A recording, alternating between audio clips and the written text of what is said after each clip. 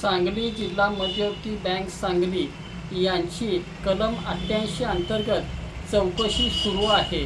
त्याची रक्कम आहे 50,57,00,000. मात्र या 88च्या चौकशीमधून काही मुद्दे वगळले होते. म्हणून आम्ही महाराष्ट्र शासनाला आमदार गोपीचंद पडळकर साहेब व आमदार सदाभाऊ खोत यांच्या वतीने विनंती केली होती.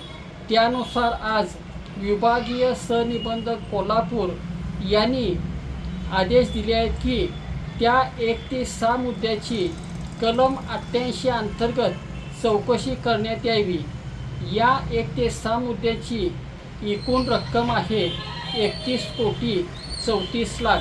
आता सांगली जिल्हा मध्यवर्ती बँकेची 1 ते 10 मुद्दे व एकूण रक्कम 81,91,00,000 अशी आहे आणि त्याची चौकशी सुरू होईल.